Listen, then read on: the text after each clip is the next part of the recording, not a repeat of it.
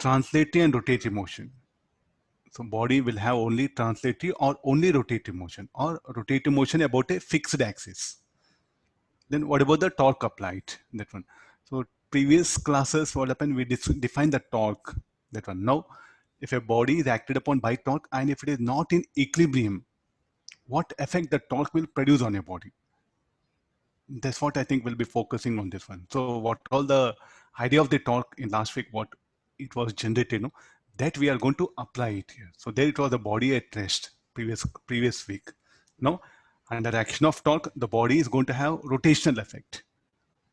And how do that rotational effect will take place? So now, what is the type of numericals or what is the type of imagination you should have? That one, different types of the objects, rigid bodies. So I think now the things will be a little bit very systematic for you. Rod, what are the rigid bodies usually we do? Rod,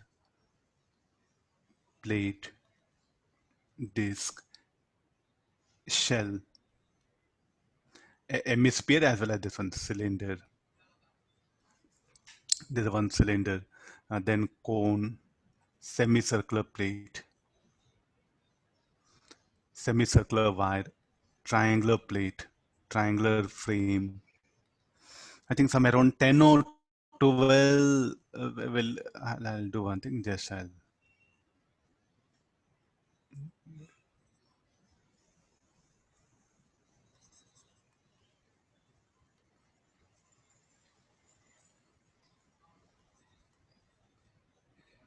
These are the plates what you come across, no? And shell, it will be hemisphere,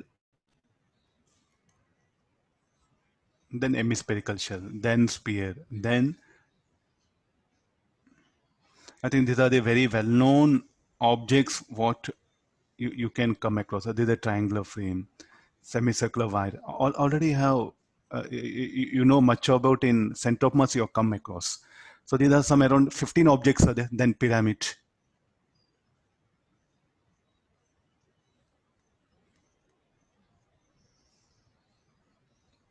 This is a pyramid. So all well-defined geometrical objects. Well-defined, I'm saying, not something like this. Well-defined geometrical objects. First of all, what you should know, where the center of mass of all these objects. This one. After getting center of mass, then definitely the body will be fixed about any one axis. So like this, what happen, will set up an axis of rotation. Then I'll release it. Then what is the torque acting?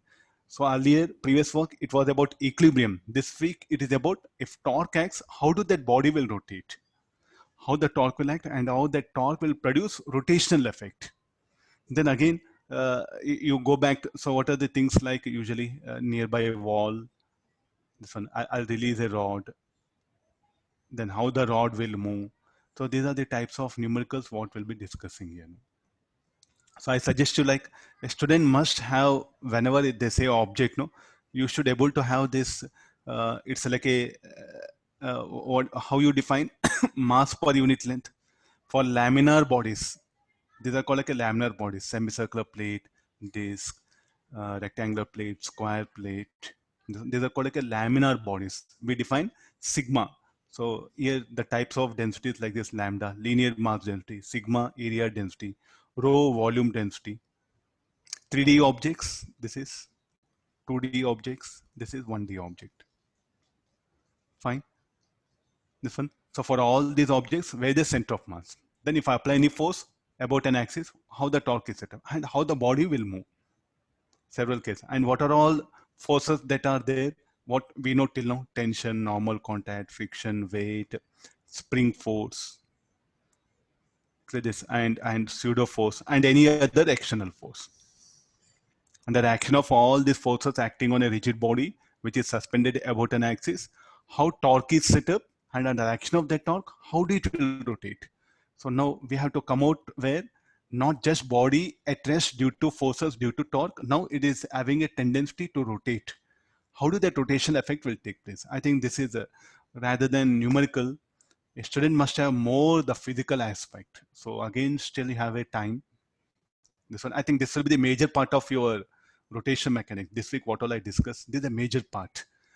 Afterwards, rolling motion is very simple. You can manage. Toppling, very simple. Angular momentum, very simple.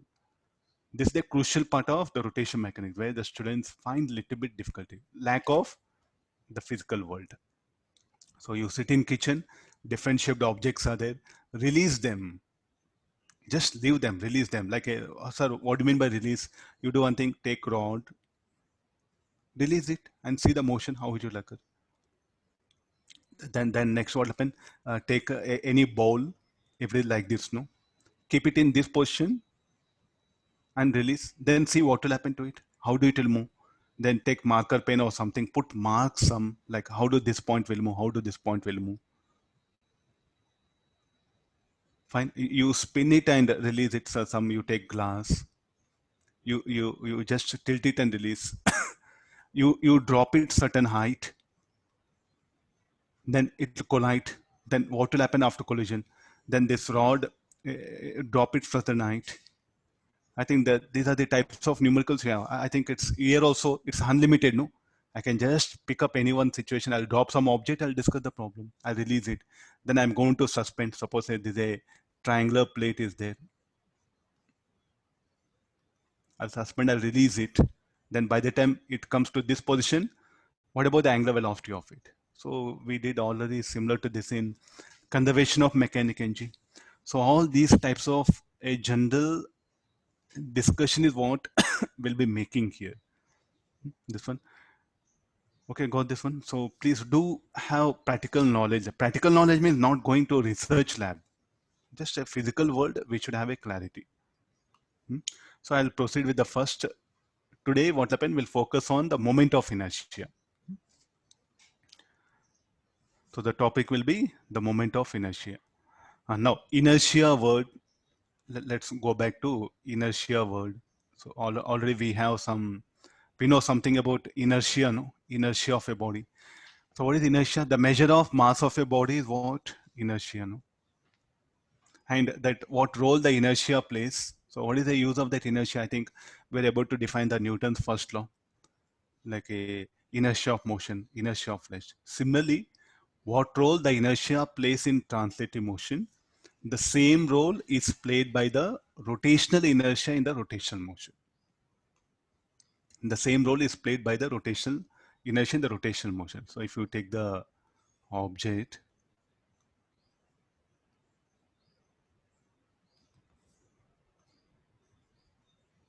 I'll apply a force F, then it will accelerate. Then what we write? F equal to ma. Similarly, there's a rod is there. I'll suspend here. I'll release it. What will happen to it? It will start swinging. No, I think these are very natural. Don't bother anything about physics. If you just release it, weight will act here.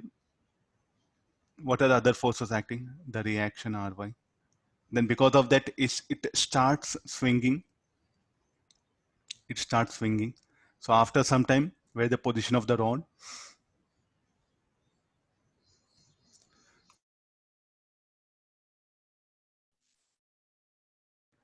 After some time, so this would be the position of rod, no? Rod will come to this. Then what makes the rod to become vertical? Then definitely I say torque. So what torque will do? It produces rotational effect here. So here the torque produces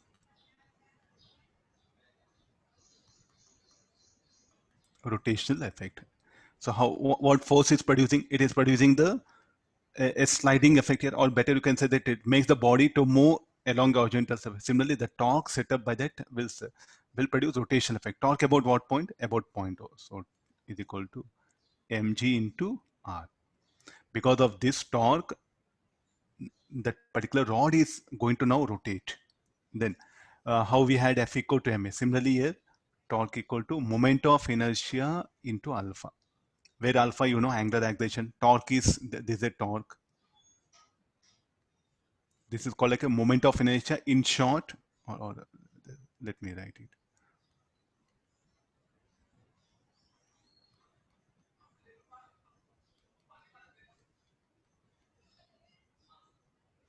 This is angular acceleration.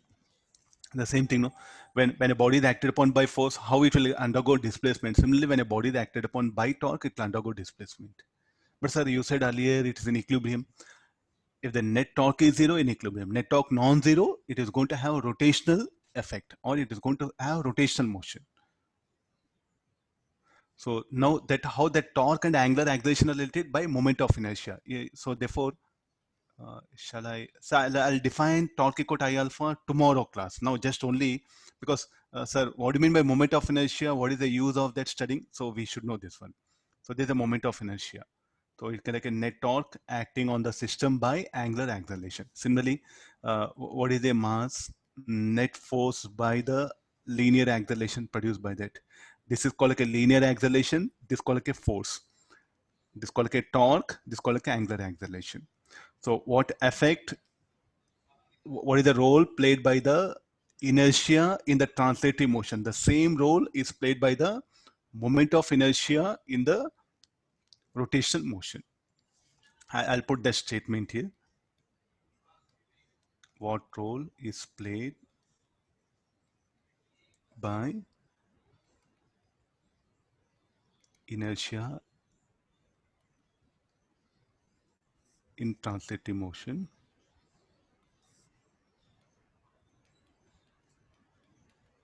Same role is played by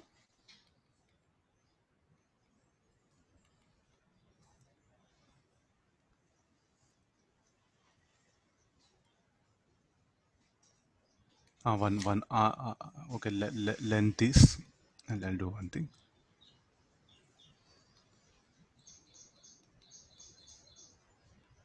I'll define like this.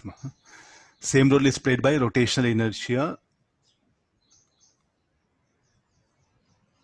in rotational motion.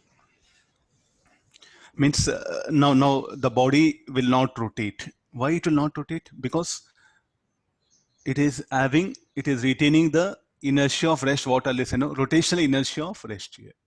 So the same laws of motion what we defined for translating motion, the same thing what happened we are going to define for the rotational motion. Means if a body it will not rotate.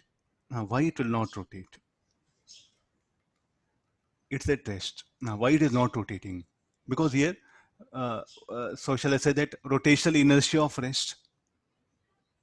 And if a body rotates with a constant angular velocity, then why it will continue that constant angular velocity? Because net torque is zero. Then it will continue its rotational inertia of motion. Similarly, the object is there.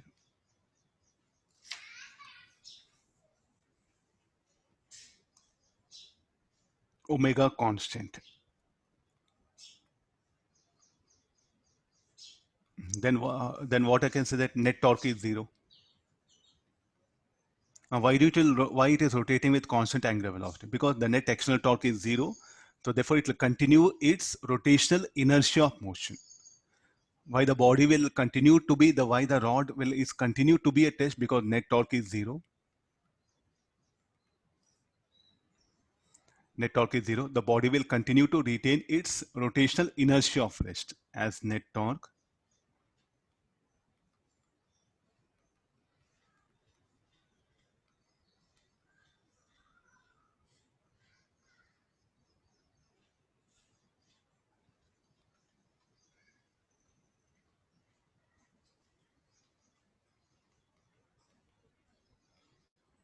as net torque is zero. The body continues to retain rotational inertia of motion. So this is about the role of rotational inertia. So some books, they instead of calling moment of inertia, they're calling it rotational inertia. In fact, it's more justified than moment. Why the moment is brought is because the moment means m into x. M into x into x, that one. So therefore the moment of inertia is brought here. The more technical word called as rotation inertia. If you ask any mechanical engineer or civil engineer, they call rotation inertia. In books open, we are calling it as moment of inertia. So definitely now different axis about different axes, and this moment of inertia depends on what parameters. So we'll define now the quantity itself. So moment, the definition for it.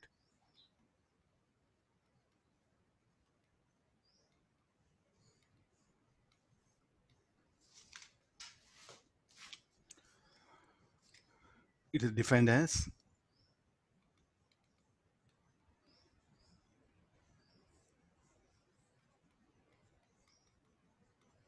product of mass of body and the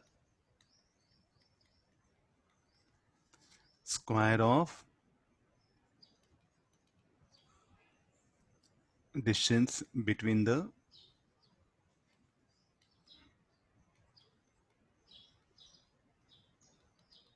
reference axis and the centroid of the body. Centroid means here center of mass. So this is basic. It is defined as product of mass of the body and the square of the distance between the reference axis and the centroid of the body. Here, suppose say here we'll start with this one. This is a reference axis. Different, this is a body, and its centroid is here. Let me take this distance, and this is m. This is the axis of rotation. How do I measure x? The x will be measured perpendicular distance from the axis to the centroid here. So then the moment of inertia of this will be above the axis will be m into x is telling. Oh, sorry, this should be particle. There's a small particle, I'll take it. No, where the centroid of the particle will be at the position of particle only. Later on, I'll come for the body. Later on, I'll come for the body. So therefore, what is the moment of inertia now? M into x squared. So this I'll call it as particle. First, we'll start with the particle. For any bodies also, the same definition will be taken care of that one. So what is the moment of inertia of a particle of mass m, which is at a distance, where the centroid of the particle will be at the location of particle, because particle means, again, I should not further break it up, no? So there's a moment of inertia of the particle. Then sir, if a system contains more than one particle,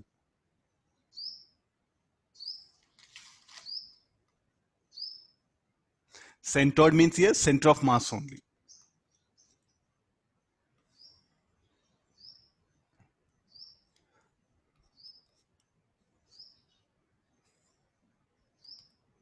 Okay, let there be a system of particles.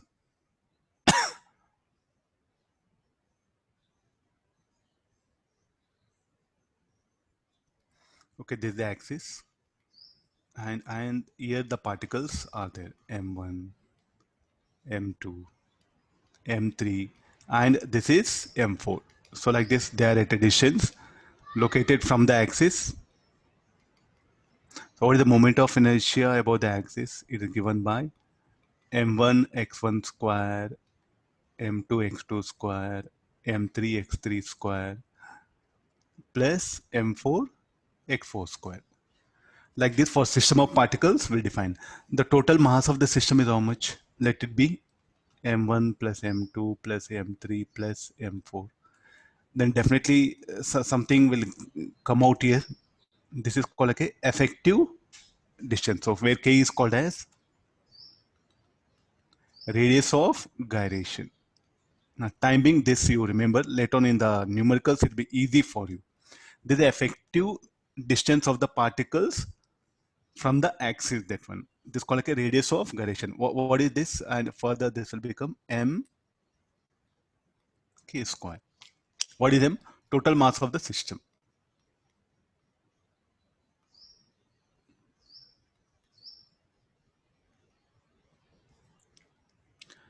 Like this, the moment of inertia of a system, what we can define it here. So let's now, this is about the particles, system of particles are there.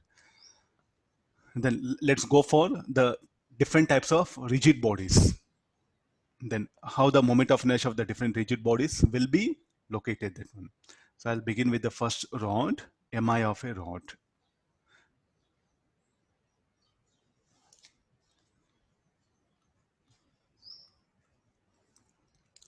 Basically, what do you mean by rod? Thin rod, thin rod it is. So the axis of rotation is